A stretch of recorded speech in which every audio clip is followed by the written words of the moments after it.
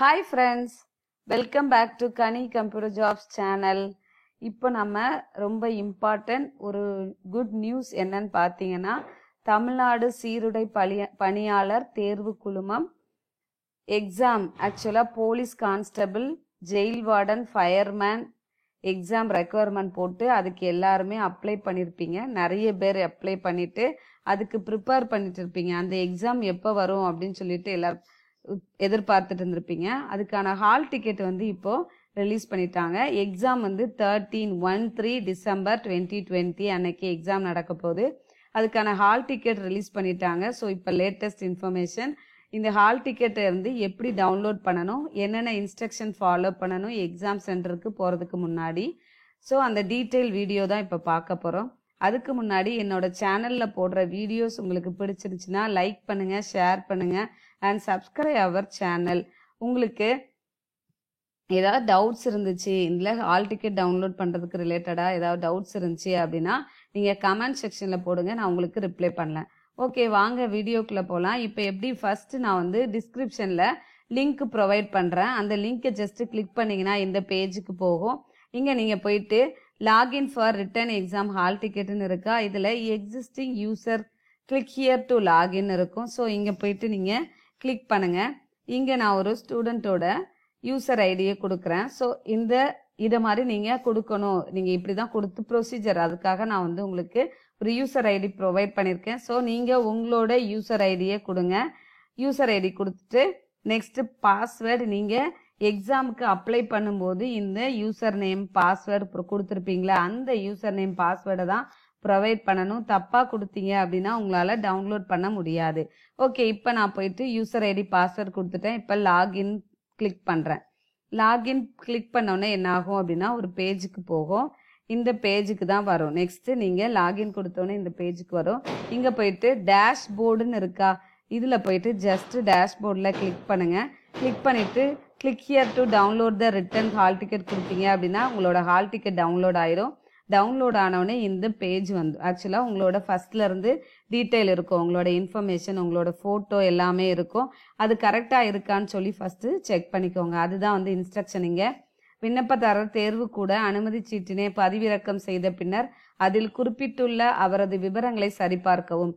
நீங்கள் டவுன்லோட் பண்ணணும் உங்களோட நேமு, டேட் ஆஃப் பர்த்து, உங்களோட அட்ரஸு, ஃபோட்டோ, சிக்னேச்சர் உங்களோட தானா என்னன்னு சொல்லி செக் பண்ணிக்கோங்க.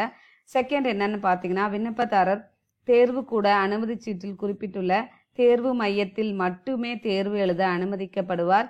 தேர்வு மையத்தினை மாற்றம் செய்ய இயலாது.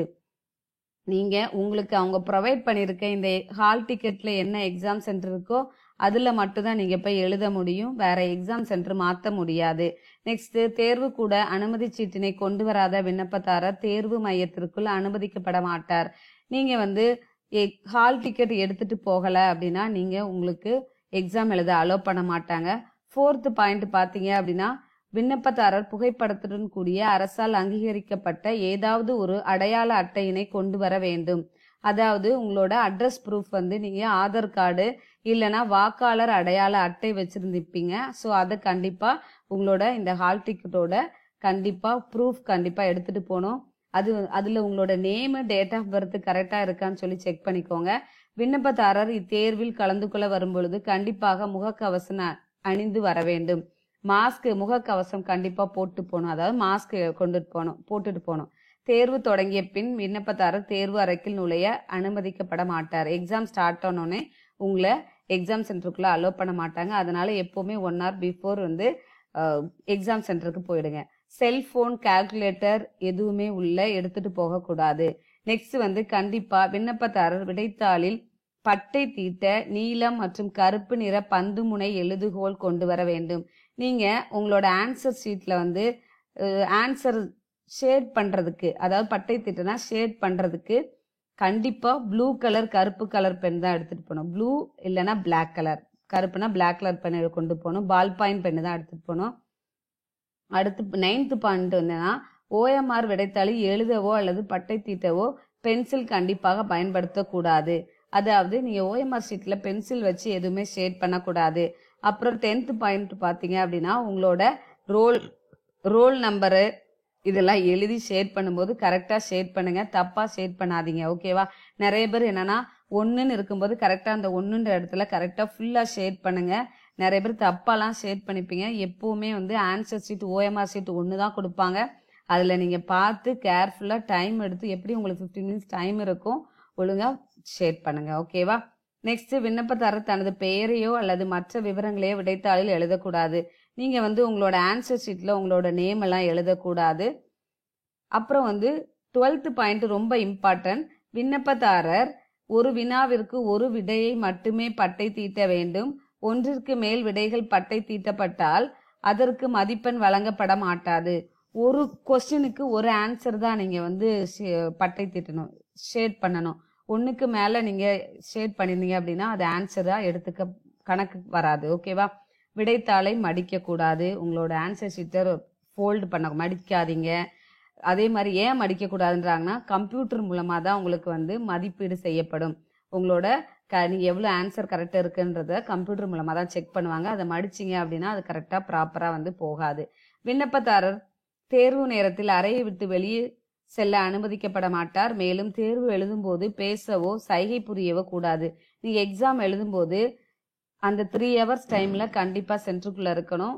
கண்டிப்பாக அந்த 3 hours டைமில் நீங்கள் ஃபுல்லாக உட்காந்து ஆன்சர் கரெக்டாக பண்ணணும். யாருக்கிட்டையுமே பக்கத்தில் பேசாதீங்க, சைகை மூலமாகவும் பேசாதீங்க. ஏன்னா வந்து செக் பண்ணிகிட்டே இருப்பாங்க. அப்புறம் உங்களை வெளியில் அனுப்பி விட்ருவாங்க, எக்ஸாம் எழுத முடியாது. ஸோ அதனால் ரொம்ப கேர்ஃபுல்லாக இருங்க. வினாத்தாளில் கேட்கப்பட்ட கேள்விக்குரிய விடைகளை விண்ணப்பதாரர் சரிபார்த்து கொள்வதற்காக 15/12/2020 அன்று உங்களுக்கு எக்ஸாம் வந்து 13ஆம் தேதி போட்டிருக்காங்க. 13th December 2020. உங்களுக்கு 15 2 நாள் கழிச்ச உடனே உங்களுக்கு இந்த சேம் நான் இப்போ கொடுக்குற டிஸ்கிரிப்ஷன் லிங்க்ல கொடுக்குற அதே லிங்க்ல போயிட்டு உங்களுக்கு ஆன்சர் ஷீட் வந்து ப்ரொவைட் பண்ணிடுவாங்க. அதில் போயிட்டு நீங்கள் உங்களோட ஆன்சர் வந்து செக் பண்ணிட்டு, ஏதாவது தப்பாக ஆன்சர் அவங்க கொடுத்துருக்க ஆன்சர் சில நேரம் வந்து தப்பாக இருக்கலாம். நீங்கள் வந்து கரெக்டாக உங்களுக்கு இந்த ஆன்சர் தெரிஞ்சுது அப்படின்னா நீங்கள் ஆதாரத்தோட அவங்களுக்கு எழுத்து மூலமாக அந்த தபாலில் நீங்கள் அனுப்பி வைக்கலாம். அந்த வந்து 15ஆம் தேதி ஆன்சர் உங்களுக்கு ப்ரொவைட் பண்ணுறாங்க அப்படின்னா நீங்கள் 23ஆம் தேதி 23rd December வந்து நீங்கள் அவங்களுக்கு தபாலில் கிடைக்கிற மாதிரி நீங்கள் சென்ட் பண்ணி விடணும். நெக்ஸ்ட் பார்த்தீங்க அப்படின்னா, எழுத்து தேர்வுக்கு பின்னர் நடைபெறும் அசல் சான்றிதழ் சரிபார்த்தலுக்கு பின்னர் தங்களது விண்ணப்பதாரர் நிலை உறுதி செய்யப்படும். எக்ஸாம் முடிஞ்சதுக்கு அப்புறம் எழுத்து தேர்வு, அதாவது ரிட்டன் எக்ஸாம் முடிஞ்சதுக்கு அப்புறம் உங்களுக்கு வந்து சான்றிதழ் சர்டிஃபிகேட் வெரிஃபிகேஷன் வந்து சொல்லுவாங்க. அப்போ நீங்கள் உங்களோட சர்டிஃபிகேட்லாம் வெரிஃபை பண்ணதுக்கு அப்புறம் தான் நீங்கள் வந்து உங்களோட கண்டிஷன் என்ன, அதாவது நீங்கள் உங்களோட எலிஜிபிலிட்டி எல்லாமே சொல்லுவாங்க. ஓகேவா? ஸோ அடுத்து பார்த்தீங்க அப்படின்னா, இத்தேர்வு கூட நிலைச்சீட்டில் விண்ணப்பதாரரின் புகைப்படம் இல்லாமல் இருந்தாலோ தெளிவாக இல்லாமல் இருந்தாலோ விண்ணப்பதாரர் தனது புகைப்படத்தினை ஒட்டி அதில் A அல்லது B பிரிவு அரசிதழ் பதிவு பெற்ற அலுவலரிடம் சான்றொப்பம் பெற்று வர வேண்டும். உங்களோட ஃபோட்டோ இல்லை சிக்னேச்சர் எதுவும் கரெக்டாக இல்லை அப்படின்னா நீங்கள் வந்து A-B பிரிவு கவர்மெண்ட் ஆஃபீஸர்கிட்ட போய் சைன் வாங்கிட்டு வரணும். ஓகே, இவ்வளோதான் இன்ஸ்ட்ரக்ஷன். எல்லாரும் நல்லா ப்ரிப்பேர் பண்ணிட்டே இருங்க. நிறைய பேர் போலீஸ் எக்ஸாம் போகணும்னு கனவோடு ப்ரிப்பேர் பண்ணிட்டு இருப்பீங்க, எனக்கு தெரிஞ்ச நிறைய பேர் இருக்காங்க. ஸோ நல்லா ப்ரிப்பேர் பண்ணுங்க, நல்ல எக்ஸாம் எழுதுங்க. அதே மாதிரி என்னன்னா ஃபிசிக்கல் டெஸ்ட்டுக்கும் சைட் பைல ப்ரிப்பேர் பண்ணிட்டே இருங்க. Okay, all the best. இதுக்கு நான் வந்து எக்ஸாமுக்கு முன்னாடியும் இன்ஸ்ட்ரக்ஷன் உங்களுக்கு இன்னும் தெளிவாக சொல்கிறேன். Okay, thank you, bye, see you on next video.